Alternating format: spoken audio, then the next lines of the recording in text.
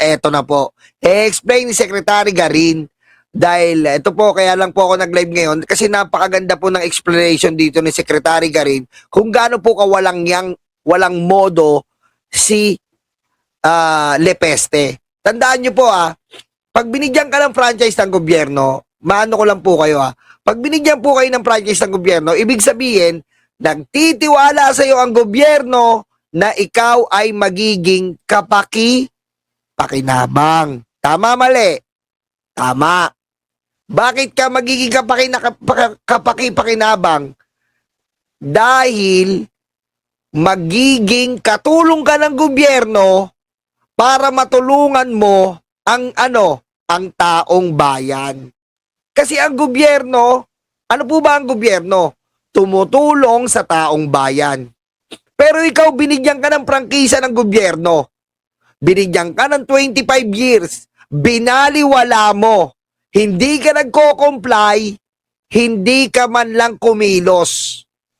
Ginamit mo ang oportunidad na binigay sa iyo ng gobyerno na prangkisa para gamitin mo bilang reference o iyong credentials para makakuha ka sa private firm. Yun na nga po ang Meralco. Ganyan po ang ginawa ni Lepeste. Diba? Ginamit niya ang gobyerno bilang credentials niya. Siyempre, kilala na siya. Siya ang Solar Philippines. Ginamit niya yon para makuha niya tong Meralco, although etong Meralco at SPNEC, Nueva Ecija Corp ay talaga namang ibang kumpanya. Pero pinabayaan mo yung solar ng bayan. Ano po ba yung solar ng bayan? Kailangan mo mag-comply yon dahil para yon sa taong bayan. Yun ay may kontrata ka sa gobyerno na ang gobyerno ay ang mandato ay tumulong sa mamamayan. Ibig sabihin, walang niya po si Libiste. Bakit? Wala siyang pakialam sa taong bayan. Pinagtiwalaan siya ng gobyerno para etong company niya na solar ay makatulong na makamenos ang ating mga kababayan sa pamamagitan ng mahal na kuryente. Pero ano pong ginawa niya? Ano pong ginawa niya? Talagang ginawa niya, hindi niya na tinrabaho. Proud pa siyang i-explain yun. Pakinggan nyo. It came from varying years, but out of the 43, we terminated na, including the 24 and 25. So 24 and 25, we terminated 28. And then previous to that, we already terminated 4 pa. So 32 ang total na na-terminate yan. What could be the reason for terminating a contract? For various reasons. For non-performance, you don't follow your work plan, or violation of the contract, or you can relinquish it actually. Narinig nyo po yun? Non-performance po. Ibig sabihin, si Lepeste po, wala pong pakialam sa taong bayan. Kasi kung may inisyatibo ka po na gawin po yung kontrata mo at prangkisa mo, saan? Sa gobyerno, gagawin mo Kasi bakit? Sasabihin niya, ganito, makakatulong ka, kanino? Sa taong bayan. Mababawasan mo ang mababawasan mo ang kuryente ng ordinaryong Pilipino. Kaya ka nga kinuha ng renewable energy ng gobyerno para makatulong ang gobyerno sa taong bayan. Kaya ka kinuha, ikaw ang magiging instrumento ng gobyerno para maibsan ang problema ng taong bayan. Yung pala, hindi po siya nag-perform. So walang niya po. Hindi ka nag-perform sa sinumpaan tungkulin mo sa DOE. Na yung DOE at gobyerno may pangako sa taong bayan na ibababa ang kuryente dahil nga pumapasok tayo sa renewable energy. Nangako po siya ng mga kilowatts, mga kuryenteng maisusupply niya sa DOE at ang DOE naman po isusupply sa taong bayan, pero hindi po siya nagsusupply. Hindi po siya nagko-comply. Anong klaseng tao yon? na kaya pala ginaganito niya ngayon ng Cabral Files na leche na yan para matakpan niya to. Oh, diretso natin.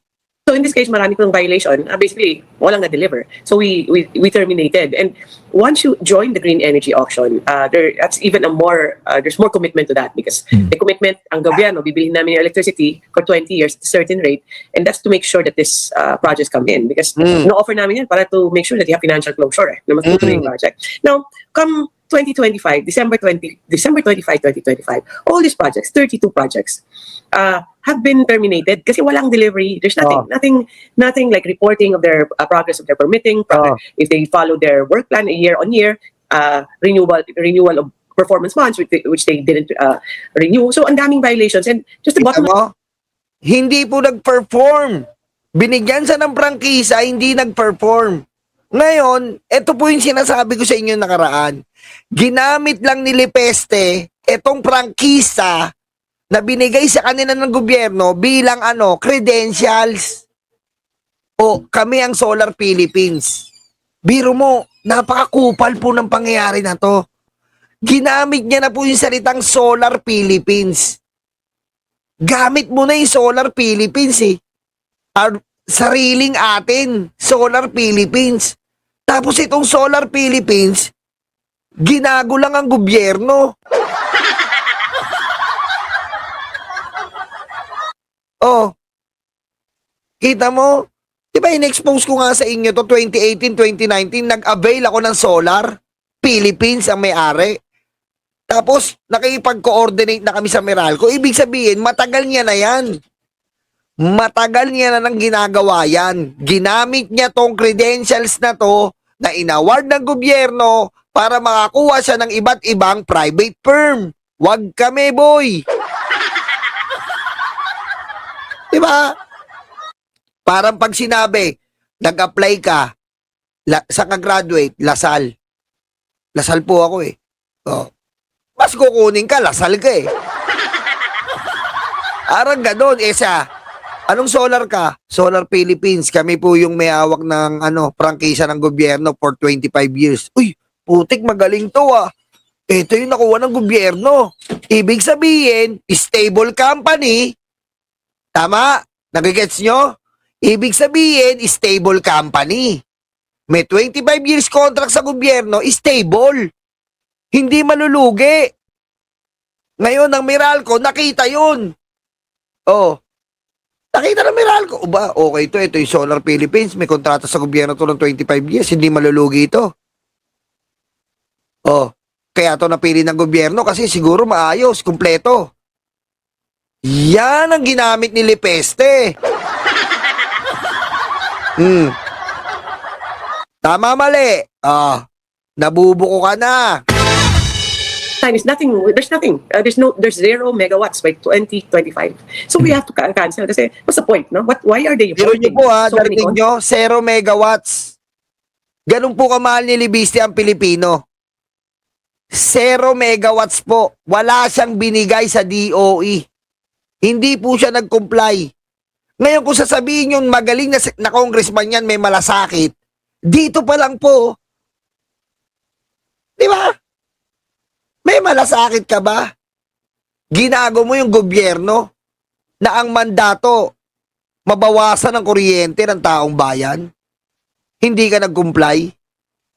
Hindi naman yung gobyerno ginago mo eh. Yung taong bayan. Dahil ang gobyerno, instrumento lang yan ng taong bayan. Yan ba yung concern? Because they're not going to deliver anyway. Secretary, gaano katagal nila hinord yung contracts na ito and how much power were they supposed to generate by 2025 December? There are different dates kasi ng mga contracts. And then some contracts were issued in 21, meron ding 22, meron ding 2019. Iba-iba siya eh. Actually, after siguro ng issuance ng, I can't remember exactly when they issued the franchise, yung dumami ng dumami because I guess they were excited about being the pioneers of renewable energy in the Philippines. So varying different contracts. Tignan mo, pioneer ka pa. Pioneer ka pa. Dala-dala mo pa yung logo na solar, nakadikit pa yung Philippines. Ibig sabihin, our very own product. Di ba? Sa ating produkto to, Solar Philippines. Tapos malalaman mo, ginago lang yung gobyerno. Aray ko.